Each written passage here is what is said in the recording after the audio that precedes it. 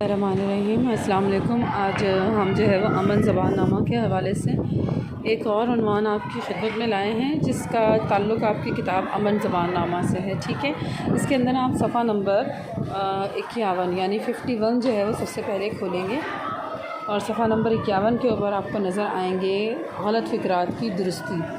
ठीक है, यानी कि फ़िक्रात का मतलब होता है जुमले गलत, यानी ज़ाहिर है कि जिसमें इमला की गलतियाँ हों, और दुरुस्ती यानी कि हमने उसको दुरुस्त करके लिखना है। सबसे पहले तो आप इस कॉलम के अंदर जो है वो तारीख़ लिखेंगे कि किस तारीख़ को आप ये काम कर रहे हैं। उसके बाद जो है वो आप इसको समझेंगे कि देखिए अक्सर तहरीरी काम करते हुए हमें एक जैसी आवाज़ रखने वाले जो अल्फाज होते हैं या हरूफ होते हैं वो हमारी उलझन का सबब बनते हैं। यानी उर्दू हरूफ तहज्जी यानी उर्दू अलिफ बे जो होती है उसमें कई ऐसी हरकत हैं जिनकी आवाज़ें जो है वो हल्के से फ़र्क के साथ एक जैसी लगती हैं। जैसे आपको अलिफ मद्दा, अलिफ, ऐन और हमज़ा एक जैसी आवाज़ लगेगी। अगर मैं आसमान, अनार, अंबर और हमज़ा से जो भी अगर आपको लफ्ज़, तो आपको अंदाज़ा होगा कि आ करके इसमें आवाज़ है। इसी तरह ते और तोए, इसमें भी आपको जो है वो तोता, जैसे कई लोग जो है वो ते वाव और तोए अलिफ लिख देते हैं, जबकि तोए वाव तोए अलिफ ता तोता होता है। ठीक है, इसी तरह सीन, से और स्वाद की आवाज़ चूँकि एक जैसी है लिहाजा इनके अल्फाज भी लिखने में कई लोग गलती करते हैं। इसी तरह है और जो है वो शोशे वाली है, इसके अंदर भी लोग जो है वो कई मरतबा इमला की गलतियाँ करते हैं। इसी तरह ज़ाल, जे, ज़्वाद और ज़ोए तो ये भी आप देखिएगा कि ज़िंदगी जैसे लिखना हो तो ज़ाल से लिख देते हैं, जबकि ज़े से ज़िंदगी आता है। इसी तरह ज़रूफ़ यानी जो बर्तन होते हैं वो ज़ोए से लिखा जाता है, लेकिन कई लोग ज़्वाद से लिख देते हैं। बिल्कुल इसी तरीके से काफ़ और क़ाफ़, इन दोनों हरूफ के अल्फाज में भी कई लोग जो है वो उलझन का शिकार हो जाते हैं। इसी तरह छोटी है और बड़ी है, इसमें भी। ठीक है, इसके अलावा दूसरी ज़बानों के अज़रात की वजह से भी आपको मुख्तलिफ़ अल्फाज जो हैं वो आप सही से इस्तेमाल नहीं कर पाते। जैसे खे और खे, अब आवाज़ जो है वो चूँकि एक जैसी है तो कभी कभी हम जो है वो इन अल्फाज में ज़रा सा कंफ्यूज हो जाते हैं या घबरा जाते हैं। अच्छा, आपको जो है वो देखिए नीचे एक कॉलम उन्होंने दिया हुआ है जिसके अंदर लिखा है कि जमात में हाल ही में पढ़े गए अदबी मज़मून की पहली 2 इबारात में से कम 7 ऐसे अल्फाज तलाश करें जिनमें हरूफ की एक जैसी आवाज़ से तहरीर में दुश्वारी का सामना हो। अब आपके पास मुख्तलिफ़ असबाक आप पढ़ चुके हैं, कम्मो निकम्मो भी पढ़ चुके हैं, नज़म दुआ भी पढ़ चुके हैं, यौम आज़ादी भी पढ़ चुके हैं, तो आप उसके अंदर से भी जो है वो अल्फाज देख सकते हैं। इसके अलावा अगर आपने कोई और भी सबक पढ़ा हो तो आप उसमें भी देख सकते हैं। जैसे अगर मैं एक मिसाल दूं तो मैं अगर कराची लिखूं तो मैं पहले नुक्तों वाले काफ से कराची लिखूंगी और उसके बाद उसको दुरुस्त करके असल कराची का लफ्ज़ लिखूंगी। यानी कि मेरे दिमाग में जो है वो कराची किस तरह लिखा हुआ है और असल में उसकी इमला की गलती कैसी है, मैं आपको पेंसिल से बताती हूँ कि आप इसको किस तरह लिखेंगे। देखिए आपके सामने अल्फाज है कराची और कराची। अब गलत जो है वो ये वाला अल्फाज गलत है कि मैंने इसको जो है वो गलत लिखा है कराची, और इसकी इमला की गलती के बाद जो है वो कराची दुरुस्त तरीके से इस तरह लिखा जाएगा। बिल्कुल इसी तरह जो है वो अल्फाज है बिल्कुल गलत जब हम लिखते हैं तो मिलाकर लिखते हैं जो कि गलत है। ठीक है, और इसका दुरुस्त अल्फाज है बिल्कुल अलग करके लिखना है इसको। तो इसी तरीके से आप लोगों ने इसके 7 जो है वो कम से कम अल्फाज तलाश करने हैं और यहाँ पर आपने इसको इमला की गलतियों में एक गलत अल्फाज एक दुरुस्त अल्फाज करके और तहरीर करना है। फिर आ जाइए सफ़ा नंबर 52 के ऊपर। यहाँ आपको जो है वो दोबारा से तारीख़ लिखनी होगी।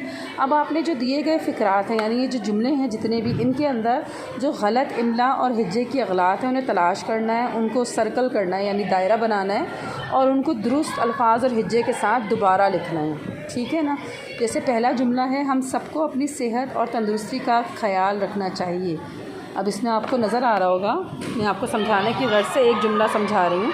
जैसे इसमें सेहत का लफ्ज़ जो है वो गलत है, तंदुरुस्ती का लफ्ज़ गलत है, ख़याल का लफ्ज़ भी गलत है। तो इसमें हम यहाँ पर लिखेंगे सेहत, इसको दुरुस्त करके लिखेंगे सेहत, फिर हम दुरुस्त करके लिखेंगे तंदुरुस्ती, और फिर हम देखेंगे तीसरा लफ्ज़ है ख़याल, तो इसको भी हम दुरुस्त करके लिखेंगे कि ये ख़याल। इसी तरह से अब आपने इसको यहाँ पर पढ़ते जाना है और ये जुमलों की इस्लाह करती जानी है कि इंसान की आदात व अतवार पर इर्द गिर्द के माहौल का असर पड़ता है। तो आपने इस जुमले को तब्दील करना है कि कौन कौन से अल्फाज गलत हैं, उनको अंडरलाइन कीजिएगा और फिर लिखिएगा। तालिब इल्म की ज़िंदगी के उसूल व ज़वाबित बहुत अहमियत रखते हैं। आपको नज़र आ रहा होगा कौन से अल्फाज इमला के लिहाज से गलत हैं, तो आप बिल्कुल उसको दुरुस्त करके लिख सकते हैं। फ़ुर्सत के औकात में कोई ना कोई नया मशगला तलाश करना चाहिए। मशगला यानी हॉबी, लेकिन आप देखिएगा कि इसके अंदर भी इमला की गलतियाँ हैं, तो आप उसको दुरुस्त करके लिखेंगे। इसी तरह गर्मी की तेज़ धूप में बिल्कुल बाहर नहीं निकलना चाहिए। देखिए वही लफ्ज़ है जो मैंने आपको अभी कुछ देर पहले समझाया है। फिर है इंसान की फ़ितरत है कि वो माशरे में मिलजुल कर इंसान की फ़ितरत है कि वो मिलजुल कर माशरे की सूरत में रहता है। आपको अंदाज़ा हो जाएगा कौन कौन से लफ्ज़ इसमें इमला की गलतियाँ हैं। आप उसको सर्कल करेंगे बिल्कुल इसी तरह, और फिर जो है वो उसको इस्लाह करके दोबारा लिख देंगे। फिर आ जाइए आप सफ़ा नंबर 53 के ऊपर, जहाँ पर हम बात कर रहे हैं गलत फ़िक्रात की दुरुस्ती वाहिद और जमा के लिहाज से। देखिए वाहिद जमा के इस्तेमाल हम जो है वो जुमलों में करते हैं, लेकिन कई मरतबा हमें जो है वो है और हैं का इस्तेमाल भी करना होता है, और कहीं पर जो है वो अलिफ ते आता है वाहिद और जमा में, कहीं पर जो है वो उनके अल्फाज की बनावट के लिहाज से, जुमलों के लिहाज से उनमें अल्फाज तब्दील भी होते हैं। गौर से देखिए, इबारत में मंदरजा झेल जो मतलब वाहिद अल्फाज हैं, उनको जमा की अगलात मतलब वाहिद और जमा दोनों की अगलात मौजूद हैं। आप उन्हें तलाश करेंगे और दुरुस्त करके दोबारा इबारत लिखेंगे। अब गौर से देखिएगा, सयाहत और सफ़र की बदौलत हमारे तजर्बातों और मुशाहिदातों में गैर मामूली वसअत पैदा हो जाती है। लेकिन देखिए तजर्बातों और मुशाहिदातों, बेशक आपने देखा कि जमा में लिखा हुआ है, लेकिन ये जमा के अल्फाज नहीं हैं।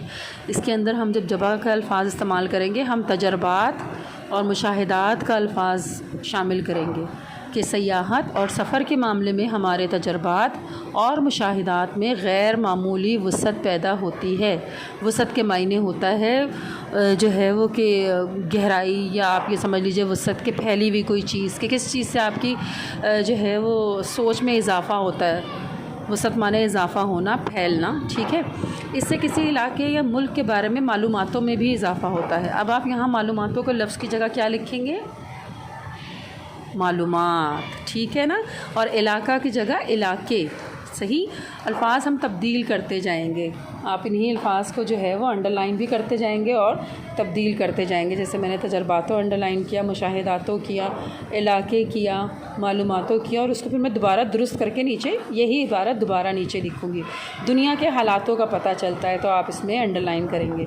सफ़र से ही इंसान की इज़्ज़त और तौक़ीर भी बढ़ती है। ये बिल्कुल सही लिखा है। इज़्ज़त और तौक़ीर यानी इज़्ज़त में इजाफ़ा होता है, वक़ार में इजाफ़ा होता है। इंसान जगह जगह घूमता है, जिससे कुदरत के मज़ाहिरातों के जवाहिरात खुलते हैं। अब यहाँ पर आप देखें मज़ाहिरातों लिखा हुआ है, लेकिन ये जुमला गलत है, जवाहिरातों भी गलत है। यहाँ पर आप मज़ाहिर लिखेंगे और यहाँ आप जवाहिर लिखेंगे। सही, यानी आपने जुमले के लिहाज से वाहिद जमा को तब्दील करके लिखना है। ज़रूरी नहीं है हर वाहिद जमा के आखिर में ते, वाव और नून गुन्ना ही आए या अलिफ़ और ते ही आए। हर जुमले को वाहिद जमा के लिहाज से आप तब्दील करके यही इबारत आप दोबारा नीचे तहरीर कर देंगे। तो ये वाहिद और जमा के लिहाज से आपको अंदाज़ा हो जाएगा। इसी तरीके से हम आते हैं सफ़ा नंबर 54 के ऊपर। तो हमारा उन्वान है कि तस्कीर व तानीस के लिहाज से गलत फ़िक्रात की दुरुस्ती। यहाँ आप तारीख़ लिखेंगे। तस्कीर व तानीस यानी मुज़क्कर और मुअन्नस के लिहाज से आपने अल्फाज को तब्दील करना है। चीज़ें भी मुज़क्कर मुअन्नस होती हैं, ठीक है ना। ज़बान और बयान की खूबसूरती के लिए हिज्जों और क़वाइद का दुरुस्त इस्तेमाल लाज़मी है।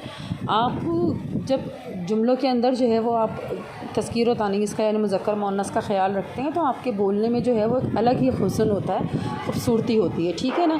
जैसे तौलिया लटकाया जाता है, तौलिया लटकाई नहीं जाती, ठीक है। तकिया रखा जाता है, तकिया रखी नहीं जाती, ठीक है ना। इसी तरीके से मुख्तलिफ़ अल्फाज जो हैं वो आपको नीचे इन जुमलों में दिए हुए हैं कि मैंने एक प्यारी सी कलम ख़रीदी। अब आप इसको कैसे तब्दील करेंगे?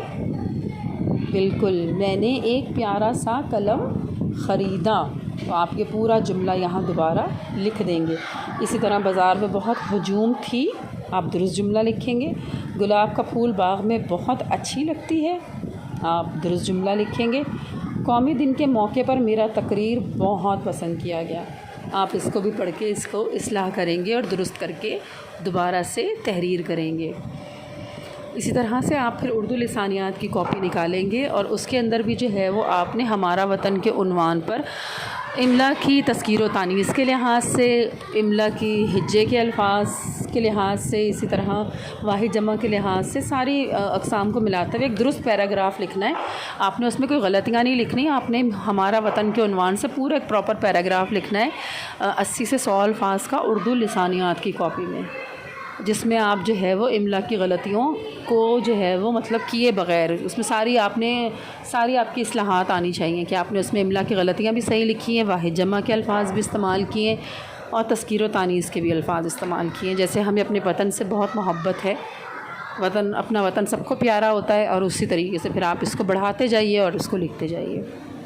उम्मीद है आपको गलत फ़िक्रात जो है वो उसकी दुरुस्ती के अनुमान से ये सारा जो है वो रिकॉर्डिंग समझ में आई होगी। और अगर इससे मुतालिक फिर भी आपको कोई मुश्किल या परेशानी दरपेश हो तो आप मुझसे जमात में जो है वो इसके मुतालिक रब्ता कर सकते हैं या कमेंट में भी लिख सकते हैं। अपना ख़्याल रखिएगा, इंशाअल्लाह फिर आपसे मुलाकात होगी। अल्लाह हाफ़िज़।